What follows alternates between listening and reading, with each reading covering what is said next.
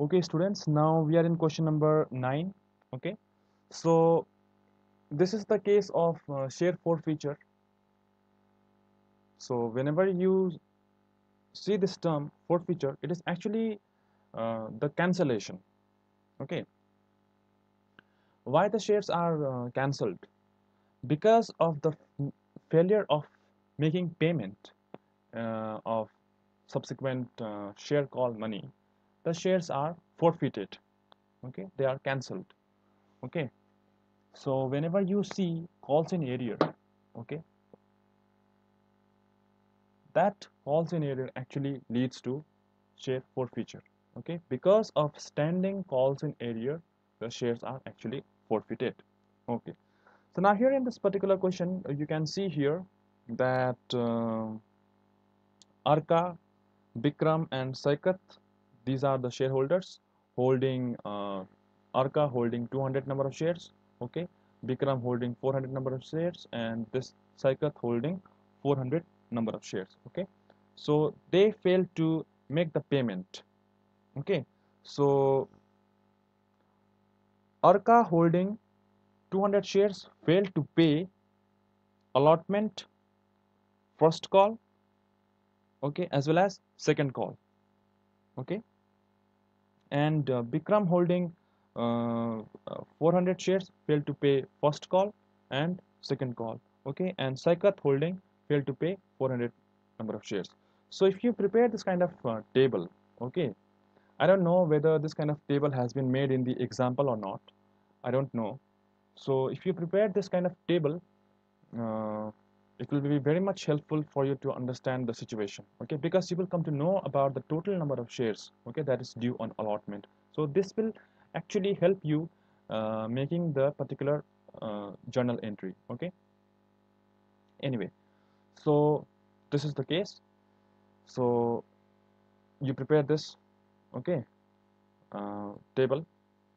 I have made this table as per my requirement. Okay, I don't know how you will prepare the table. Okay, so whatever be the case of your level of understanding, prepare the table as per that. Okay, this is my way of understanding. Okay, your way of understanding can be different. Okay, so like in your case, this allotment, it can be here, and the names of the partners, it can be here. So that is your case of understanding. Okay, anyway, so whenever you have to pass the entry, okay, I have already explained you here that when you pass whatever it has been mentioned, okay, just go through that in PDF. Okay, so there are two ways to make the entry. Like whenever you have standing calls in arrear, okay, one thing you can do is that you can open calls in arrear account, and the second is that you may not open the calls in arrear account. Okay, so like in previous questions, let me take you to the previous question. Where was that? Let me take you to question number 7 only. So you can see here we have calls in arrear account. Okay, so I have taught you by this method, okay, calls in by opening calls in arrear account, which is actually very simple, which is very easy also. Okay, that's why I taught you this way. Sometimes we may not open calls in arrear account also, so that way the treatment can be different, like these amounts will be now different at that point of time. Okay, so that's a different case. So if the calls in arrear account is opened, then your entry will be this.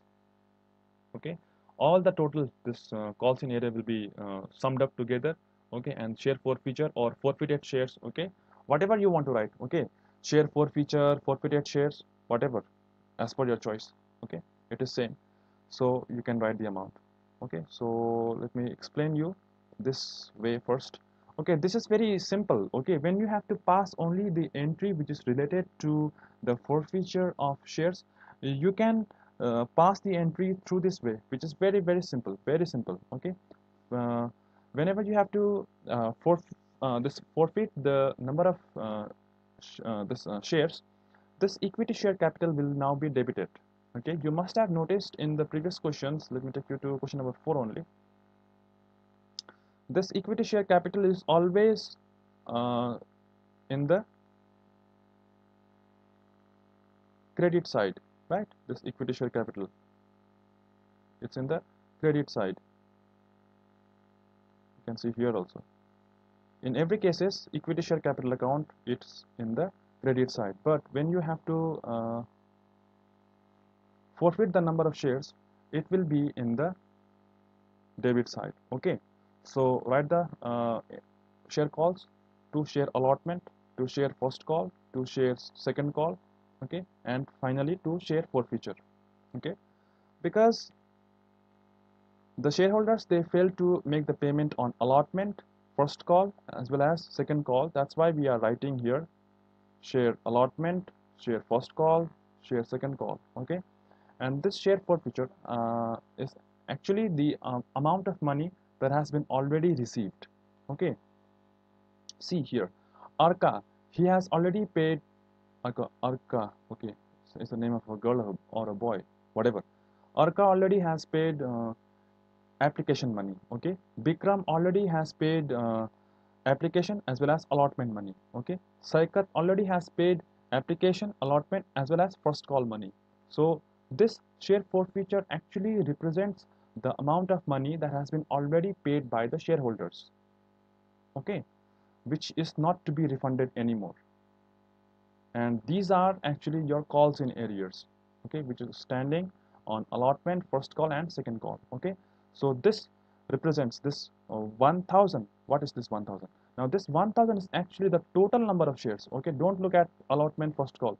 This, when you look at the overall scenario, okay, when you sum up all the things, 1000 number of shares are actually getting forfeited. Okay, including Arka, Bikram and Saikat. Okay, together this 200, 400 and 400. 1000 shares are actually forfeited. Okay, so that is the case. And here in this question, remember, in this particular question, it is mentioned that the first line here, you can see GGK Limited with an authorized capital of 2 lakh in equity shares of rupees 10 each had issued 10,000 number of shares, on which rupees 8 per share have so far been called up. So this is actually the called up money. Okay, so whatever the amount that has been called up, you need to write it here. Okay, rupees 8 is mentioned here. Okay, zoom it for time being. Rupees 8. Okay, if the full money was called up, okay, then you would write here rupees 10. Okay, but here you will write only rupees 8. Sometimes rupees 7 can be called, rupees 6.50, 8.50, whatever the money that has been called, you need to write here. Okay,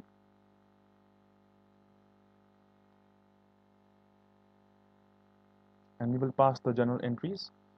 So this is it. Okay, and what else? Oh, balance sheet also. Yeah, we have to prepare balance sheet. So in balance sheet, I have only shown you this share capital. Okay, I didn't bother to write about the bank column also. I mean the bank section, uh, because we have to then worry about other things also. Okay, then we have to see what money was received on application, allotment, first call, second call. Okay, so we have to see the entire thing. So just to avoid that part, so we have to just prepare this balance sheet, okay, which will only focus on the share capital account.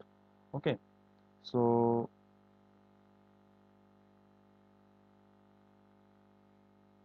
you know that this is your authorized capital, 2 lakh. Okay, this is your issued number of shares to the public, and you can see here rupees 10 is the face value of the share, out of which rupees 8 has been called up. So this calls in area is actually 4200. How do you calculate this amount 4200? If you are following this method, this is the first method, just plus this together. Okay, 400, 1800 and 2000, it will be 4200. So you will subtract the amount, 75,800 will come. Okay, for your share capital. So we will write this amount 75,800. So this will complete your balance sheet. Okay, so this is very simple. This is actually the entry for your share forfeiture. Remember this entry. You need to learn the entries.